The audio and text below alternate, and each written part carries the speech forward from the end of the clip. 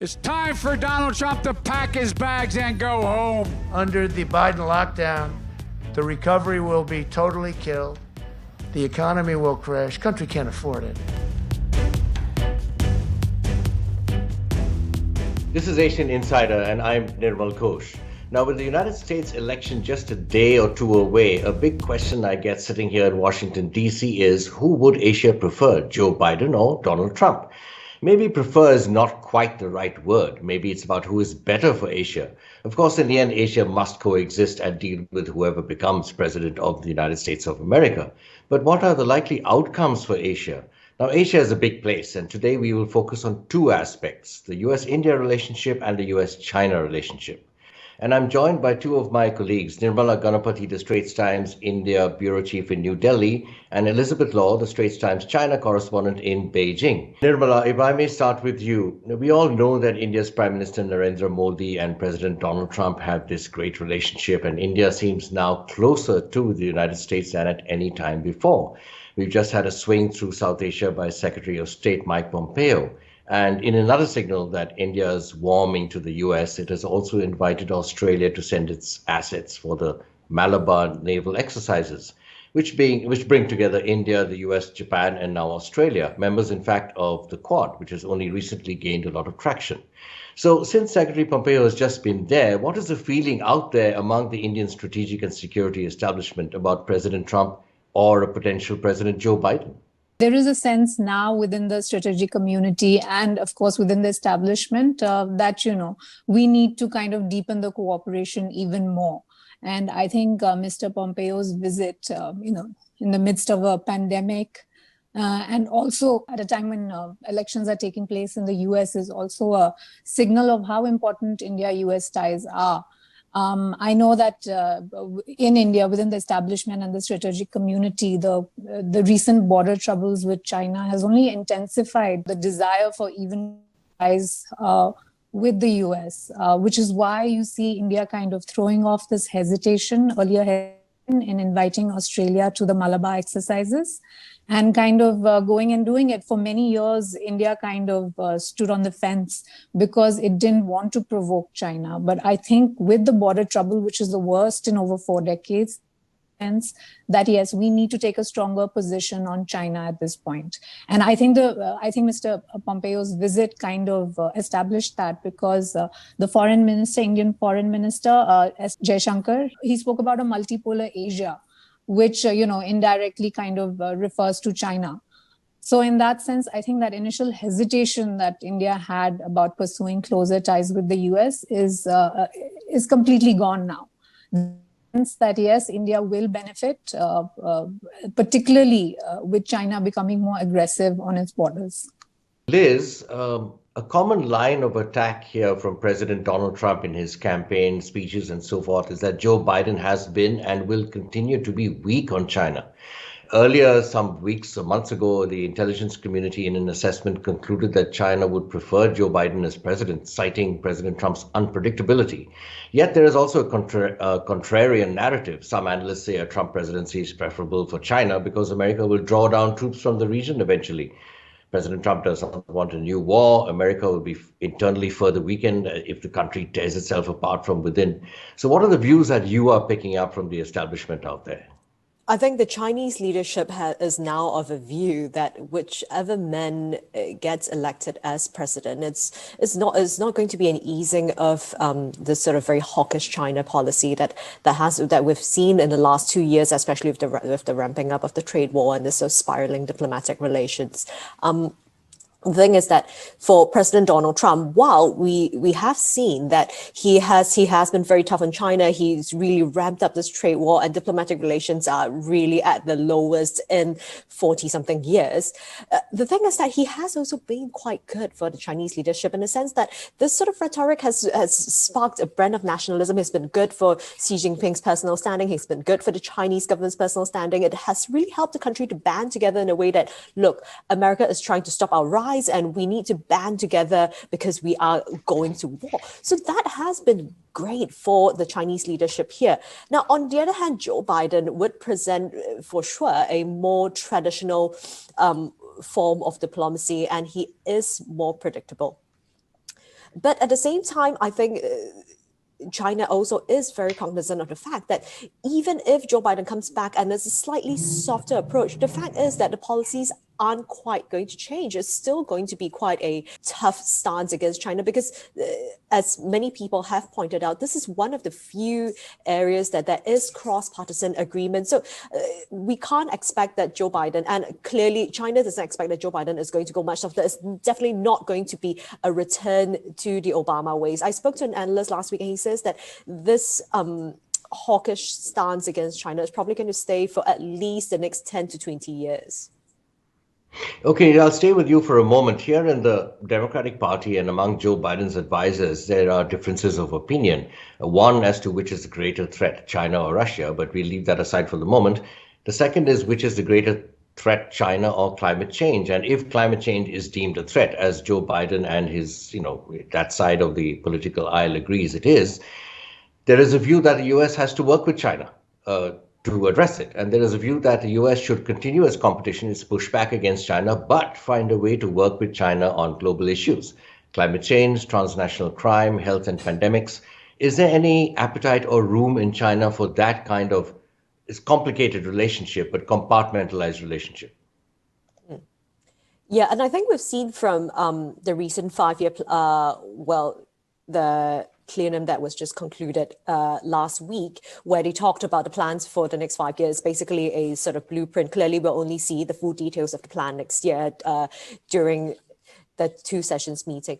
But the thing is that China says that while it wants to be a tech power, at the same time, the party leadership has been very clear that this is not going to be a closed-off rise of China. They do want to work with the rest of the world. They do want to have this sort of very cooperative stance because they feel that this them just rising on their own isn't quite very good PR for them. So I think they're trying to take a slightly softer approach, a more collaborative approach as well.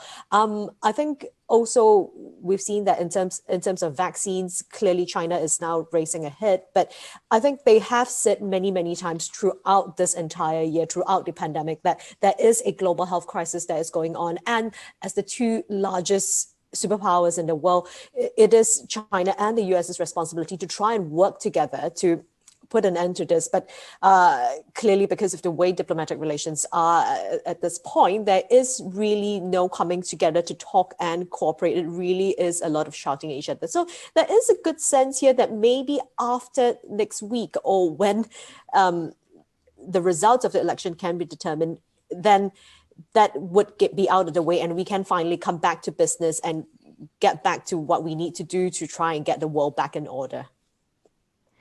Okay, Nirmala, back to you in New Delhi again. Now, there's this sort of general feeling, perception that a democratic dispensation in Washington, D.C. is normally a little tougher on human rights. And some Democratic Congress people and so forth have already criticized India in terms of what India has been doing in Kashmir and so forth. Is there concern in India that this and also a second issue, trade, will sort of come up to the fore under a Democratic president here if Joe Biden wins? Yes, there is a sense, a little bit of an unease. Even though India-US ties enjoy bipartisan support, there is unease within the establishment about, the Democrats' record on speaking up on human rights, on the issue of Kashmir. In 2015, President Obama came to India. He had a wonderful, but just before leaving, he spoke about religious harmony in India and the importance of it. So that's not been forgotten in India. There's a sense that if the Democrats do come to office, that there will be greater scrutiny on human rights, issues related to Kashmir, where Kashmir has been on the boil since last year when the Modi government scrapped special status. You've seen protests in the region. So, yes, there is definitely a sense of unease about how the Democrats would deal with human rights. And it is a sensitive subject in in India and the Indian government. And which is why you see such support for Donald Trump, because he's largely ignored India's internal issues. And so that's just suited the Indian government perfectly. So yes, there is that sense of unease. And also on trade, there is a sense that trade issues might come to the fore.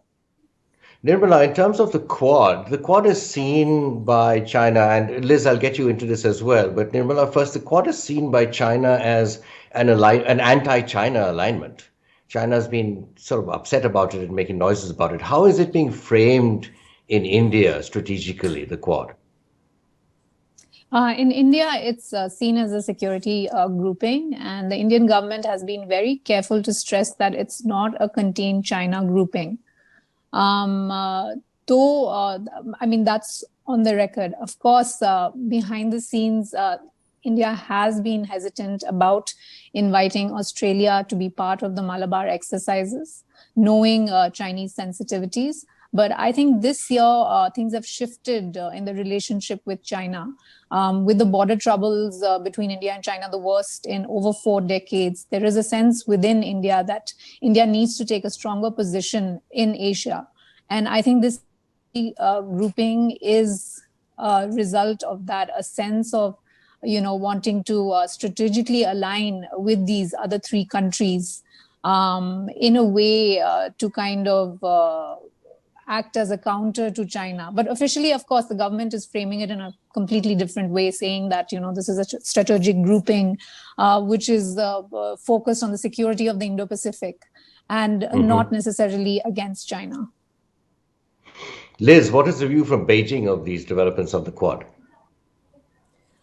Well, clearly there is the official view, and then there is the semi-official view as well. So the official view is that they are more or less ambivalent towards it. They feel that this is something that that you are entitled to groupings. But of course, in recent months, especially as tensions have ratcheted, especially with the Indian border troubles that Nirmala has mentioned earlier, China has been using the Quad as a means of saying that, look, this is people trying to prevent China's rise. I think if I calculated correctly, in the last month, in editorials in the official China Daily and in the Global Times, which tends to be a little bit more hawkish and nationalistic, the Quad and India have been mentioned in editorials at least 20 times.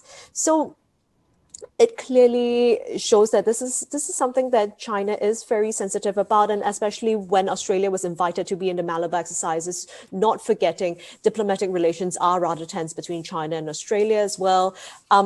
We get a sense that the Quad is something that is being viewed with suspicion, and when you look at it in greater context, with China having diplomatic tensions with individual members of the Quad, I think it shows that this is something that, while China is trying to appear like they are above the fray, it is something that they are very concerned about.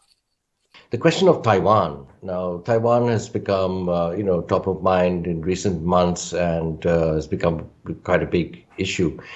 What does China expect to happen on Taiwan we know if President Trump gets a second term, it'll be more of the same, more or less. But is there any thinking out there on what the situation or thinking will be on Taiwan in Washington, D.C. under Democratic dispensation? Well, I think the sense is that they do understand that, because this is the Trump administration has been really trying to prod the Chinese leadership. So there are visits by US officials to Taiwan, and clearly China is responding. But I think what is very clear is that they are also wary of, and they are clear that they need to make a proportionate response, and they are wary of getting to having an overwhelmingly violent response, because I think the sense is that they know that they don't want to go to war. But with a democratic leadership, I think the idea is that it would be slightly more cooperative. But I think the fact is that we know that with a DPP leadership in Taiwan, that they are definitely not going to be behind having a sort of relationship the way we saw a Ma Ying-jeou government, a Kuomintang government, where they were a lot more open and accepting of China. And it definitely, that whole idea of one country, two systems, and a peaceful reunification at some point, that is definitely out of the question at this point in time. But might we see a relationship now where they are going to come to the table and talk a lot more, or is there going to be better peaceful coexistence? I think there is a hope there that a democratic leadership under Joe Biden is going to be a lot less aggressive and a lot less aggravating. But I think things still remain to be seen. Okay, Nirmala, last quick one to you. Out there in India, you have all kinds of things going on. You have the economic problems, you have an election in Bihar, and you have this China issue. How much attention is being paid to the American election in the Indian media? I'm curious. Actually, there is quite a bit of attention to the US election. In fact, I think it's more than previous US elections. And I mean, that's to do with the personal camaraderie that Donald Trump and Narendra Modi enjoy. And that was highlighted during Mr. Trump's visit to India earlier this year, where he and Mr. Modi shared a platform at a massive rally.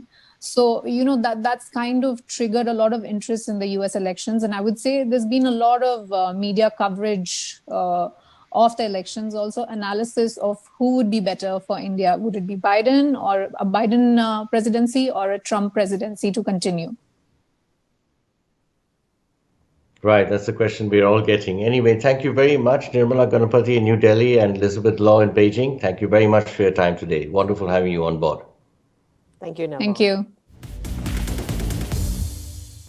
So here in Washington, D.C., we are on tenterhooks because we do not know if on the night of November 3rd, there will be an actual announcement or a call on who will be the next president of the United States of America. It might be days or even weeks before we know that. For Asian Insider, I'm Nirmal Ghosh.